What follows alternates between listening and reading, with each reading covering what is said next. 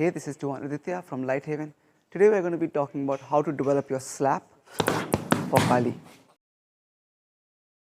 Before we begin, we must understand why we slap in Kali. Now don't worry, I'm going to keep the why short, but understanding the why is going to directly affect your ability to master the slap. The first reason is in Kali, you often hear the term, the same way we use the sword or the stick is the same way that we use empty hands. Now I want to be able to train many things by training one thing. This is a really important methodology, especially in Pekiti Tirsia Kali. Now my basic strike, my angle 1, my high diagonal forehand or my high horizontal forehand. When I translate that to empty hand, I can do it in a couple of ways. One is I can do a hammer fist. However, if you actually ever try to hammer fist a bag or anything solid, you'll realize it's not the most effective thing to do. More effective way of going about this is by using an open hand slap. The next reason is about knuckle conditioning. Now, if you have not spent time working on the form of your punch and on the conditioning of your knuckles, you can hurt yourself quite badly when you punch something hard. Either your knuckles can twist like this and you can break your wrist, or you can hurt your hand very badly when you punch something as hard as someone's skull. So to protect our hands, in the beginning in Pekiti, we use a lot of open hand slapping techniques. The third reason is power and penetration. Now the slap is a slightly different strike and it has a slightly different effect to a punch. I like to think of it almost as an injection of energy into someone's body. You can deliver quite a lot of power with the slap without needing too much telegraphing or too much winding up, and the kind of effect that it has on the body is also a little bit different. We're going to be working on three major aspects of the slap. The first is the correct body mechanics for an effective and efficient slap. The second is using an iron ball or a rock. We're going to be working on hardening and toughening our hands so that it can be a harder slap. And the third is we're going to be learning how to generate power into the slap and penetration into our slap. I'm going to start with working on the body mechanics for the slap. Now in this first part, I'm not going to be worrying about putting too much power or speed behind my slap. I'm just trying to get my hip, shoulder, hand to be coordinated. The other thing I'm also looking to do is, like I said in the beginning, I think of the slap as an injection of energy, and that basically means when the hand goes from being relaxed to being tensed. I'm almost looking to inject energy into my target. I'm going to start in front of my bag in a squatting sort of stance. I prefer doing this in a squatting sort of stance because it allows my hips to move a lot more freely. If you want to do a staggered fighting stance, that's up to you. But I'm going to start in front of my bag in a squatting stance, keeping my hands up the entire time. Make sure that after you slap, you bring your hands right back up again. I want to stand about a hand's length away from the bag, so I should be able to touch it with my palm without needing to turn my hip or extend my scapula. This is where I'm starting from. My hands are going to be up, and now I'm going to just turn my hip and allow my hand to hit the bag and just flow straight through. What I'm looking to ensure is that my hip is turning as well as the follow through of the strike is happening. Both of these things will be very important when we're looking to put power into our target. Another thing I'm looking to do is to make sure that my hand is relaxed till just before it hits the target, in which case it flexes and becomes hard. I have in my hand an iron ball. Now this is a pretty old iron ball, but if you do not have an iron ball with you, you can use a rock. That's actually how I first learned this drill. Just be careful of the jagged edges. If you do not have an iron ball and you do not want to use a rock, you can order a shot put ball off the internet as well. A couple of things I want to make sure with the ball. The first is that I am not dropping it on my own feet.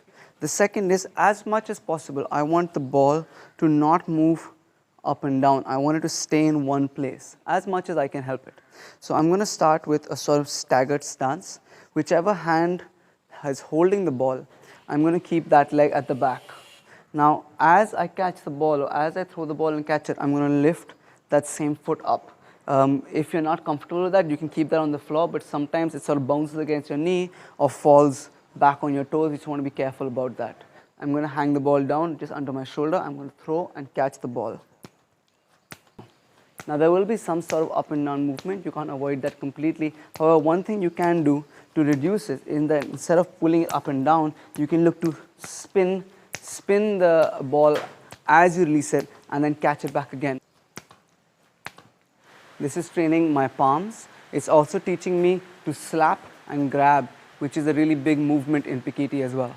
Now we're going to look to add some power into our slaps. I'm going to essentially be doing the same movement as the one I was doing with the follow through when I was learning the body mechanics. However, I'm going to cut out the follow through and still look to hit inside the pad or behind the pad and not just on the surface of the bag.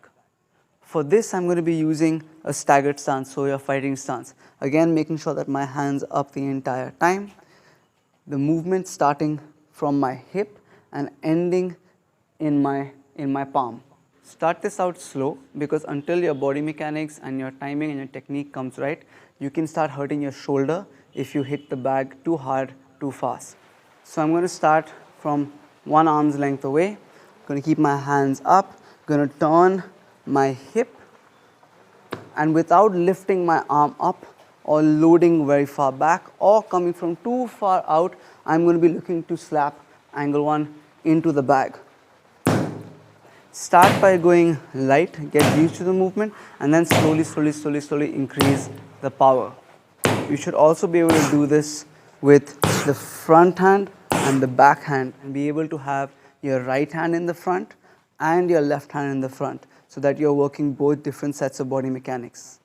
I will often think of this movement as a throwing motion, where I'm throwing something, rather than a big looping movement coming from all the way outside as a slap. So instead of this, think of it as I'm throwing and my elbows are tight, and that's how I'm delivering the slap. That's going to keep you from telegraphing a lot.